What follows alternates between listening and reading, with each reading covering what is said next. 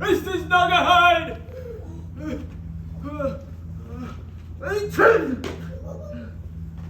Where are you, you misguided Florence Nightingale? Can't you hear me? Can't you hear that I'm in discomfort? Where is she? Ever around when she's needed? Pay her a good salary, and what do I get in return? Precious little. No wonder this country's going to the hounds.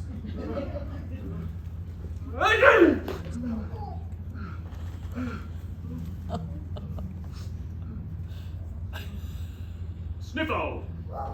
Say goodbye to nasal drip. I'd fire the agency that came up with that slogan. Mrs. Nuggerhide! What is shouting about, Mr. Tucker? Oh! Good gracious, what is it? I got the nose drop in my eye. Why are you using nose drops? I use what I choose to use. You don't have a cold. Didn't you hear my sneezing? You told me you had an allergy. You didn't say anything about a cold. Cold? Allergy? What's the difference when I'm in discomfort? Have you taken your magnetic liver pills? No, and I'm not going to. They make the fillings in my teeth tingle. It's time for your antacid neutralizer. Bah! You haven't touched your peppery nerve tonic. No, you drink it. I can't abide the stuff. Open your mouth. No. You said that the doctor The doctor is a quack. All doctors are quack. No. Don't you spit that out, Mr. Tucker. Swallow it. Ah! What do they make that stuff out of anyways? Tastes like an old shoe. I wouldn't know, Mr. Tucker. I've never tasted an old shoe. Take it away. Take it all away. Get it out of my sight. If old age doesn't get me, my medicine sure will. You're excited this evening. It won't do your blood pressure any good. You worry about your own blood pressure. Did you call down to the front desk? I told the doorman you were expecting several guests this evening and not to buzz the penthouse. He said he'd send them right up. Good. I can't abide that buzzer. Buzz, buzz, buzz. Whenever it sounds, I get the feeling as if I am being attacked by a swarm of killer bees. It's for your own security, Mr. Tucker. One never knows who's prowling about. Oh, I know who's prowling about. It's you. Never know what you're up to half the time. Would you care for some more not that milk? Bah, bah. We're in the mood to be difficult this evening. Watch your tongue and fetch me my cane. And I want my wheelchair too. You should use a walker, Mr. Tucker. You need the exercise. Well, what's that? Do you suppose it could be a doorbell? I believe you're right. Well, are you going to stand there discussing the possibility, or are you going to answer it? I'll answer it, of course. Yeah. But first fetch me my cane.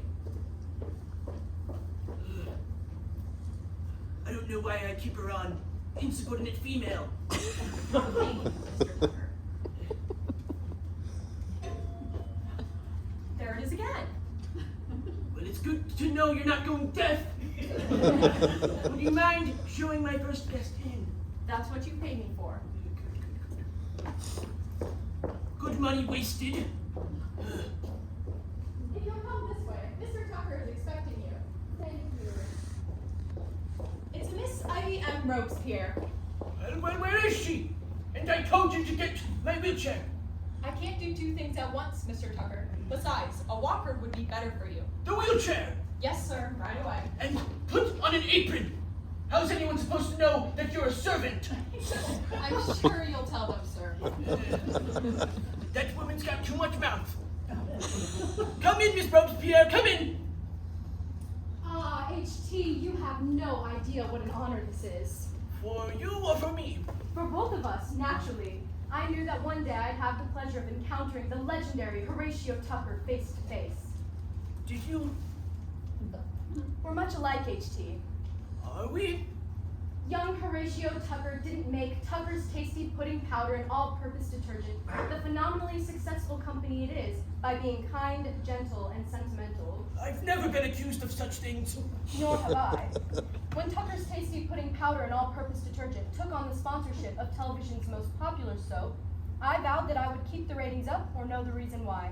I'm not loved by the writers or the actors or the production crew, but the best Tears of Our Lives remains #1 with the viewing audience. How do you manage it? I have my methods. Sometimes, for example, if a certain actress is on a segment, I'll notice if the ratings go up or down. If they go down and continue that way, I'll have them written out of the script. Out of the script and out of the job. Excellent. Watch where you're going, you sadist. There's no pleasing you, Mr. Tucker. Get my feet. I've checked those writers who haven't been up to snuff lately, and you'll notice there are 1 or 2 actors who seem to be slipping in audience appeal. When the ratings drop, I chop. That's a little joke of mine. Chop, chop, chop. Sometimes I feel like the queen in Alice in Wonderland. You know, off with his head. Good heavens. I was speaking figuratively, Mrs. Naugahyde. Flora Naugahyde. Think of imitation leather. Never mind her. You seem to be under the impression I have summoned you here to discuss business affairs. There's not much that interests Mr. Tucker outside of his aches and pains. Applesauce! Now, get me my blanket. Do you want me to freeze to death? Faster, give me my blanket. My favorite blanket. Keeps me nice and warm. Well, where was I? There are 2 things that interest me in this life. Number 1, the profits from Tucker's Tasty Pudding Powder and all-purpose detergent. And number 2, the continuing success of the television program that it sponsors. I never miss an episode of the best Tears of Our Lives. It's my favorite soap opera. I like it more than the romance in Helen's Tent. That used to be my favorite. I cried real tears when Mona Lamooch, that saintly mother, thought she was going to lose her only son when he was struck down by a steamroller on his way to the American Legion Home to donate blood for the tornado victims. But thanks to the heroic efforts of Dr. Brock Rittenhouse, he was able to Will you shut up? Have you ever heard such nonsense? I think the woman's going senile. Oh, but you see how easy it is to become addicted to the world of soaps. Mrs. Naugahyde is a true fan. Bravo.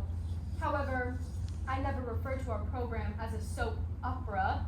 That has no class. I call it simply a soap. That's class. Soap.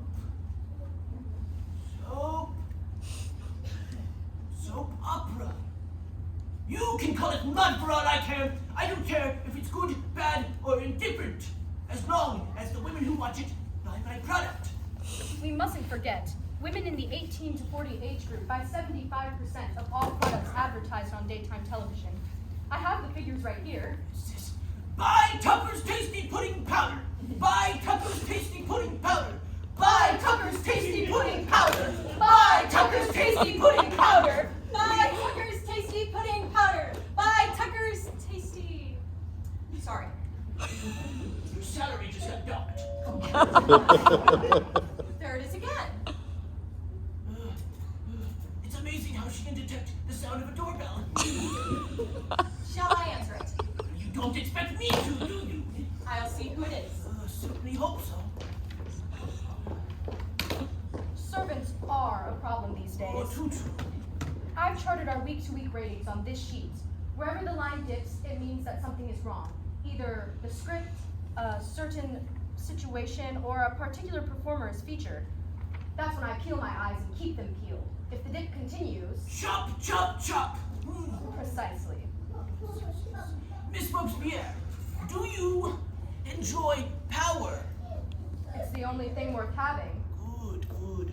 It was a test. A little jest of mine. It's Mr. Link Kennicott and a Miss Dottie Duncan. What do you think this is? A fancy dress party? Announcing everyone when they show up?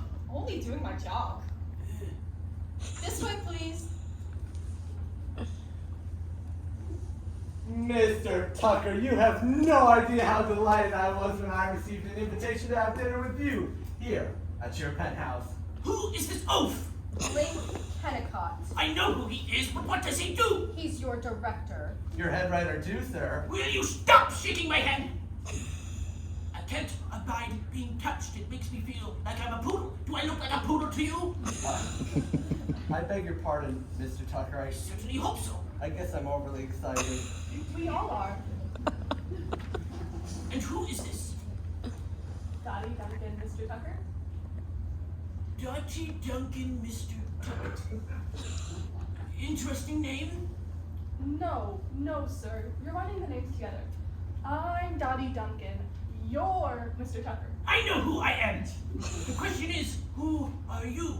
She's on the best tears of our lives. I cried real tears when you found out you were adopted and the people you thought were your real parents turned out to be reformed safecrackers. One of our more successful episodes.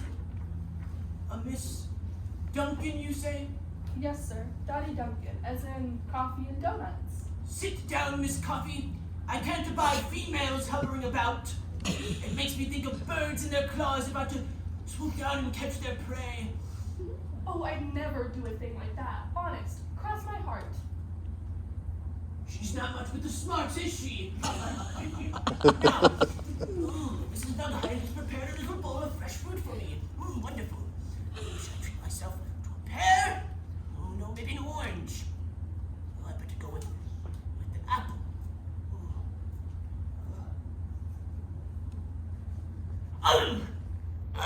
My teeth. What's wrong? My teeth are not like what they used to be. Last week I bit into a Kaiser roll and it bit back. You will do nothing of the sort. Knowing you, Mrs. Nuggahide, you'd replace it with airplane glue. A remarkable man. Such an inspiration. Couldn't imagine for what. Did you say something, Mrs. Nuggahide? I said, make yourselves comfortable. Thank you. We will, Mrs. Nuggahide. Hide. Why should I hide? You said pelt. Pelt? Naga Pelt. That's not my name. My name is Mrs. Naga Hide. Think of imitation leather. There it is again. I had no idea members of the cast would be coming. I thought HT and I would spend the evening discussing business. Alone. Oh, Miss Robespierre, I hope no one is getting written out of the soap. That's as good as death. Mr. Tucker and I see eye to eye on that. But remember, when the ratings drop, I chop. Nothing personal.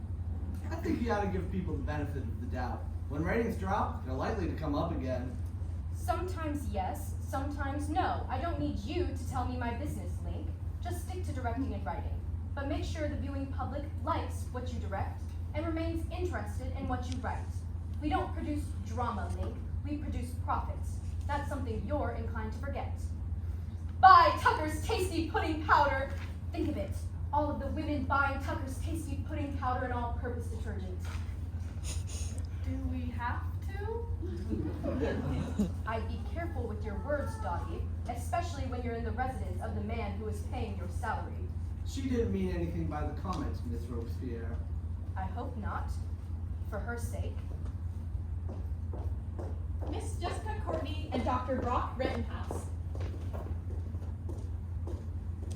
Link, darling, I had no idea you were going to be here. And here's that dear sweet child, Dottie Duncan. And who's this? Oh, it's you, Ivy. People address me as Ivy M. Robespierre or Miss Robespierre, never as Ivy. Yes, I forgot. I hope you'll forgive me, Miss Robespierre. Surely your mother called you Ivy. Having parents is no excuse for familiarity. I've been meaning to talk to you about my dialogue, Link. It's getting a little flat. I'll be the judge of that. I cried real tears, Miss Courtney, when they discovered you had to have a heart operation while you were trapped in that ski lodge up in Canada. And Dr. Brock didn't have any surgical instruments, so he had to operate using a tablespoon and a plastic picnic fork. You are a loyal fan. Mrs. Naugahyde and millions like her are barometers. I don't like to think of myself as a barometer. Figure of speech. I like being a figure of speech even less.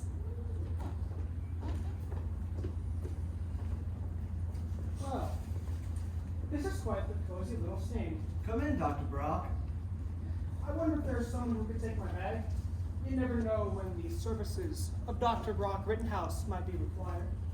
Isn't it marvelous the way Dr. Brock keeps in character? No wonder the women adore him. When I'm on, the ratings are up. Let me take the bag, Dr. Brock. I make no secret of the fact that I live my role day and night, night and day. The audience trusts Dr. Brock Rittenhouse. I like it like that. Dr. Brock is solid, substantial, trustworthy. Some people might find it a little unusual, you dressing and talking like a doctor all the time. It's the secret of my portrayal. If you weren't to play a medical man, you ought to act like one. I am a method doctor. I mean, actor. I think it's so nice you all have the same names in real life as you do on the soap. I've always disliked that gimmick. Fortunately, Link, I was able to overrule your objection. I haven't forgotten. You, Dottie Duncan, are Dottie in life and Dottie in soap. It's impossible for anyone in the viewing audience to separate the real you from this fake you. Sometimes I have that problem myself. Dr. Brock, I've had a pain in my side for some time. I wonder if you could tell me what that is? I don't make house calls. The bell again. More guests, I suppose. I had no idea we'd all be gathering. Nor did I. Is this some sort of special occasion? When you receive an invitation from Horatio Tucker, the occasion is special. You can be sure of that. Must be something in the wind. Is it about our soap, Miss Robespierre? You're not writing anyone out. When the axe falls, Jessica, you'll be the first to know. Oh! I don't approve of the way you threaten people, Miss Robespierre. Threaten? Me?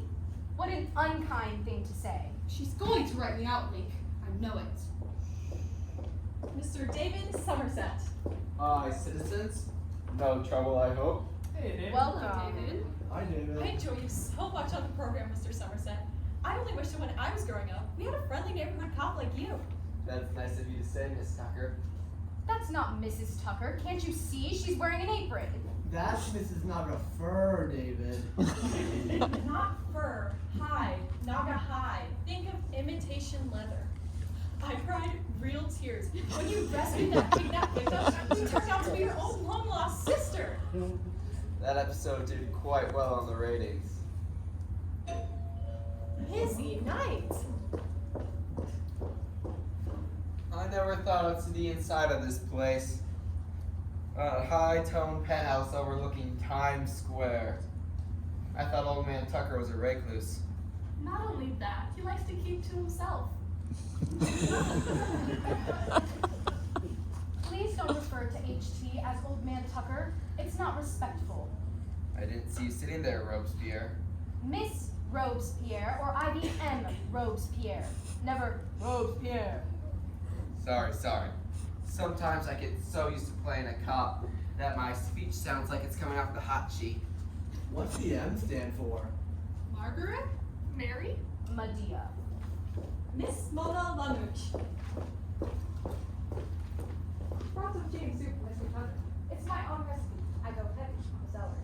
Isn't that thoughtful? Only Mr. Tucker is on a very strict diet. No greasy soup. I cried real tears when everyone thought you were drowned in the ice pond, and they went ahead with your funeral even though they didn't have a body. I always thought that was one of our better episodes. It got low ratings. Chop, chop, chop. Speaking of, you wouldn't happen to have any chopped liver, Mrs. Nagahide? I could go for a bite.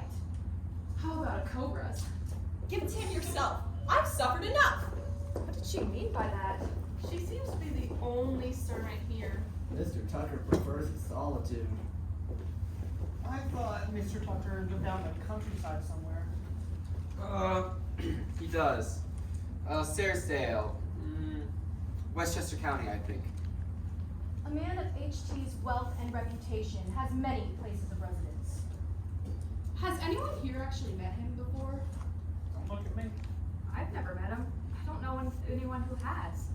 Ditto. I've met HT. Figures. Well, what sort of man is he? Horatio Tucker is one of the most kind, gentle, sentimental people I know. He reminds me a great deal of myself. I can't find my denture cream.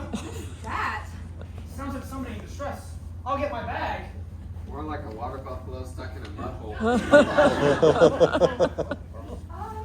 Actually, it's Mr. Tucker. He's having trouble with his dentures.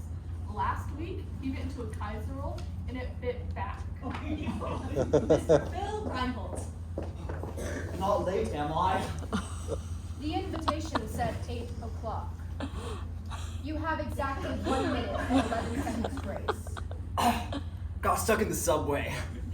Mechanical breakdown? No. Some cook painted the seats with glue. Bill Reinhold, I cried real tears when a teenage tell you for cheating on your English comprehension exam, when in reality, it was your rival for Johnny Duncan's affection who was the culprit. If it weren't for the support of Dr. Groff and Saint Mona Lamouche, you might have left Pine Valley never to return. It is not necessary to repeat the plot of every episode, Mrs. Nagahide. We are all familiar with them. I do have one question. Will your courtship with Dottie end in marriage? Not on this show, it won't. Then how will it end? It won't end at all. Who ever heard of anything ending on a soap opera? Mrs. Nuggerhead, we'll be in. We'll be in. Yes, sir. My arms are tired. You may sit. HT, I don't believe you've met everyone. Mona Lamouche, Pine Valley's saintly mother. Phil Reinhold, our college boy with only one ambition in life. To feel worthy and lovable, Mr. Tucker. Oh, that's such applesauce. You can fill me in later, Miss Robespierre. If you insist, HT. Now, I want no police interference and I want no scandal. What scandal, Mr. Tucker? Did you say police? When you're as rich, handsome, and powerful as me, you make enemies. That wouldn't include anyone here, Mr. Tucker. Don't interrupt, Miss Coffee. Doesn't it? And don't correct me either. What seems to be the problem, sir? Someone is threatening to murder me. What? Killing someone. Now, the killer obviously has a perverse sense of humor. As they say, I will find a clue to my killer's identity in episode number 703. That's tomorrow's episode. A brilliant deduction, Kennicott, seen as today's episode was number 702. I have no desire to wait until the episode is filmed in the morning to watch it. I will see it tonight. Tonight? You have rehearsed it, haven't you? Yes, this afternoon. Good. Then you should have no problem giving me a little performance after dinner. Someone's playing a joke. People don't play jokes on Horatio Tucker. Quiet. When I want your opinion, I will give it to you. Why not just read the script, HT? I have a copy of it in my attaché case. Don't like to read. Hurts my eyes. Someone could read it to you. Can't abide being read to. Now, there hasn't been a breath of scandal with Tucker's tasty pudding powder and all-purpose detergent. It comes in fifth after the American flag, Mom, Apple Pie, and Charlie Brown and the Peanuts Gang. Now, if word of what I just told you leaks out, I shall cancel the best tears of our lives instantly. There won't be a dry eye in television land. The threat of murder is more than a hint of scandal, HT. Are you sure you don't want to involve the police? No police. No outside interference. I will deal with this matter in my own way. That is how I operate. Speaking of operating, Link, I have a fabulous idea for an episode. So, during a hurricane, we are all on a ship. There isn't any power, it's all by candlelight. Don't interrupt me! Now, when I find the identity of my killer, I will deal with them in my own fashion. I am requiring the help and assistance of each and every one of you. You must stay in line. I'm getting my bag. Never mind your bag, sit down! You're just like all the others, a quack. Now, Mrs. Nuggerheim, wheel me to my room. I need some alone time with my phlegm dissolver. Yes, sir. Miss Robespierre, come too. I need to talk to you. Whatever you say, HT. If Mr. Tucker wants to cancel our show, he can do it. He owns it. But it's the best job I've had. It's the best job any of us have had. It's the only job I've had. If the show gets canceled, what will I do? There are always jobs for a doctor or a surgeon. Are you trying to be funny? All right, everybody, keep calm. We'll do what Mr. Tucker wants. It's our only hope for survival. Why should anyone want to murder Tucker? You've heard it, he has enemies. So has Ivy on Robespierre, but no one's thought of doing her in. I've always wanted to poison Ivy. I hear you. She's destroyed so many careers. Do you all remember Lionel Shumway? When he was written out after he fell in the ratings, he went to absolute pieces. Last time I saw him, he was bumming spare change in Chinatown. I pretended I didn't know him. I was so embarrassed. I'll never forgive Miss Robespierre for Cecily Moonstone. When her ratings fell off and she was written out, she ended up doing garage sales and like selling old jelly jars and picture frames. Gosh. And poor Lottie Crummin, when she was written out, she ended up going from door to door, selling used Avon products. Lunch on the garden terrace. Follow me, please. You know, this room reminds me of some place I've been before. I have the same feeling. Mr. Tucker is murdered. Where will that leave us? Standing in the unemployment line. I'll keep an eye out on things. Don't forget, people, I have an eye for police work. I'd like it better if you had a policeman's badge instead of that. Okay.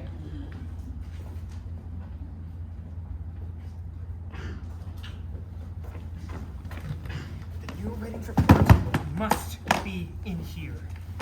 But where? Not these.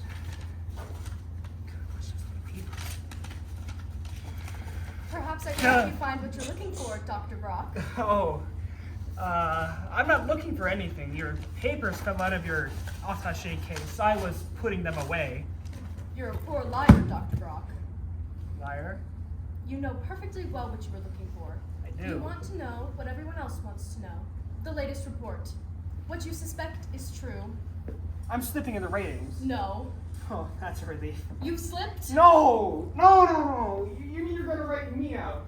Good old Dr. Brock. Solid, substantial, trustworthy Dr. Brock. It doesn't have to be that way, Dr. Brock. What do you mean, Miss Robespierre? Call me Ivy. Why? Well, for one thing, it's my name. But you don't like people calling you Ivy. I like you to call me Ivy. You must have known how I felt about you. Couldn't you have guessed? I'm not all steel and wire. I am a woman, flesh and blood. Kiss me! I don't want to! No! Someone might see us. What of it? I need to go. We do not want talk. Wait. I warn you. Don't trifle with my affections. I can keep you in soap or I can wash you out. I'll remember that.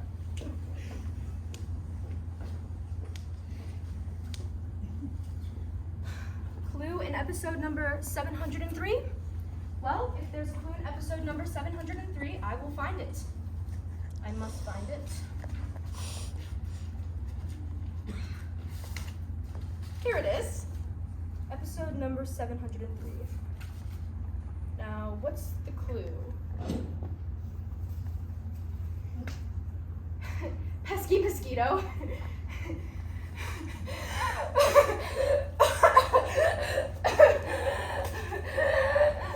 Who is that? Where does that sound? Sounds like a woman. Is that a maiden's dress? A body on the carpet! Stand aside. This is a policeman's matter. Are you trying to be humorous? Dr. This could Brock. be serious. Dr. Brock, you better have a look at her. Everybody stand back. Back more. Give her some air. Someone get my bag, please. Well, what can you tell? Well, one thing's for certain. What? It's Miss Robespierre. Oh, we know that. What's the matter with her? Here's your medical bag, Dr. Brock. Thank you. But I won't be needing it. She's gone. You mean he's dead? She will never, ever be deader. She may be dead, but at least she was neat about it. Look, she died with a flower in her hand. There's only one thing lower than her ratings right now. What? Her grave! Dinner is served.